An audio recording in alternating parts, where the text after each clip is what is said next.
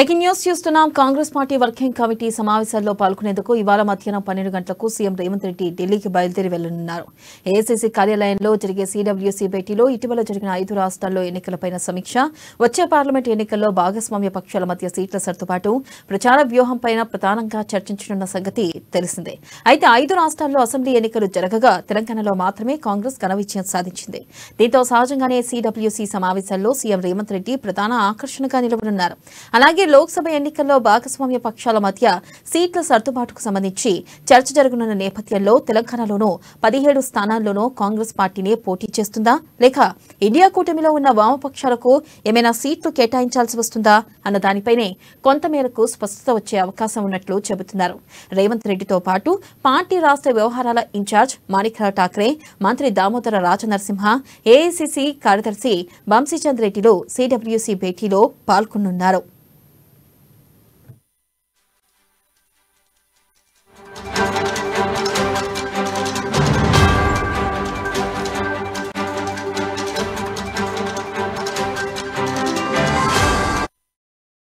Breaking news చూస్తున్నాం. Congress party working committee సమావేశాల్లో పాల్గొనేందుకు ఇవాళ మధ్యాహ్నం 12 గంటలకు సీఎం రేవంత్ రెడ్డి ఢిల్లీకి బయలుదేరి వెళ్లనున్నారు.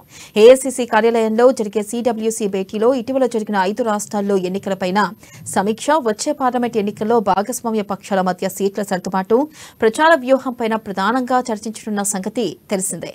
అయితే 5 రాష్ట్రాల్లో అసెంబ్లీ ఎన్నికలు జరగగా తెలంగాణలో మాత్రమే కాంగ్రెస్ ఘన విజయం సాధించింది. దీంతో సహజంగానే సీడబ్ల్యూసీ సమావేశాల్లో సీఎం రేవంత్ రెడ్డి ప్రధాన ఆకర్షణగా నిలవనున్నారు. అలాగే లోక్సభ ఎన్నికల్లో భాగస్వామ్య పక్షాల మధ్య సీట్ల సర్దుబాటుకు సంబంధించి చర్చ జరగనున్న నేపథ్యంలో తెలంగాణలోని 17 స్థానాల్లోనూ కాంగ్రెస్ పార్టీనే పోటీ చేస్తుందా, లేక ఇండియా కూటమిలో ఉన్న వామపక్షాలకు ఏమైనా సీట్లు కేటాయించాల్సి వస్తుందా అన్న దానిపైన కొంతమేరకు స్పష్టత వచ్చే అవకాశం ఉన్నట్లుగా చెబుతున్నారు.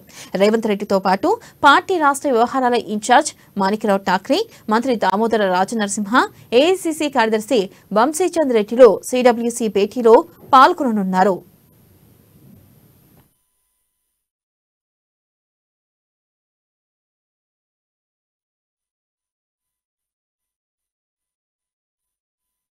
ఇక సీఎం రేవంత్ రెడ్డి ఢిల్లీ టూర్పై మరింత సమాచారం మా ఢిల్లీ ప్రతినిధి రామకృష్ణ అందిస్తారు. రేవంత్ రెడ్డి ఢిల్లీ పర్యటనపై సర్వత్రా ఆసక్తి నెలకొంది. నామినేటెడ్ పదవులు ఆశిస్తున్న వాళ్ళు, అలాగే ఇక మంత్రి పదవులు ఆశిస్తున్న వాళ్ళు కూడా రేవంత్ ఏ లిస్టుతో వెళ్లారు, ఎవరికి మంత్రి పదవులు ఇప్పిస్తారు, అలాగే ఎవరికి నామినేటెడ్ పదవులు ఇప్పిస్తారు అనే అంశానికి సంబంధించి కొంత చర్చ అయితే గట్టిగా జరుగుతుంది. మరి రేవంత్ ఢిల్లీలో సీడబ్ల్యూసీ సమావేశంలో పాల్గొంటారు. మరి ఆయన మధ్యాహ్నం 3 గంటలకు జరగబోయే సీడబ్ల్యూసీ సమావేశంలో పాల్గొని రాష్ట్రానికి సంబంధించిన అంశాలపై కూడా చర్చిస్తారు. అలాగే సీడబ్ల్యూసీ సమావేశం ప్రధానంగా వచ్చే లోక్సభ ఎన్నికలకు సంబంధించి ఒక అజెండాను, అలాగే దాంతోపాటు ఎన్ని స్థానాల్లో కంటెస్ట్ చేయాలి, ఎక్కడెక్కడ కంటెస్ట్ చేయాలి, మిత్రపక్షాలకి ఎన్ని సీట్లు ఇవ్వాలి, దాంతోపాటు ఇక కాంగ్రెస్ పాలిత రాష్ట్రాల్లో ఏ విధంగా వ్యవహరించాలి, మిగతా చోట ఏ విధంగా వ్యవహరించాలి అనే అంశం సంబంధించి సీడబ్ల్యూసీలో వేడిగా చర్చ జరుగుతుంది. దాంతోపాటు 5 రాష్ట్రాల ఎన్నికల్లో ఎందుకు పరాజయాన్ని చవిచూడాల్సి వచ్చింది అనే అంశానికి సంబంధించి కూడా చర్చిస్తారు. వీటన్నిటి తర్వాత సీడబ్ల్యూసీ సమావేశం దాదాపుగా 3 గంటల నుంచి 5 గంటల వరకు జరిగే అవకాశం ఉంది. ఈ సమావేశం తర్వాత సాయంత్రం సోనియా గాంధీని, రాహుల్ గాంధీని కూడా కలుస్తారు. కలిసిన తర్వాత ఆయన తిరిగి హైదరాబాద్ వెళ్తారని సమాచారం అందుతుంది. అయితే 2 రోజుల క్రితం వచ్చినప్పటికీ కూడా పర్యటనలో కేవలం కేసీ వేణుగోపాల్తో సమావేశమయ్యారు, ఎంపీలకు విందిచ్చారు. ఇంతవరకు మాత్రమే జరిగింది. మరి ఇక సీడబ్ల్యూసీ సమావేశం ఉంది. పార్టీ అధినేత ఏఐసీసీ అధ్యక్షుడు మల్లికార్జున ఖర్గేని కలవబోతున్నారు. ఇక ఆయన అప్రూవల్ తీసుకోవాల్సిన అవసరం కూడా ఉంది.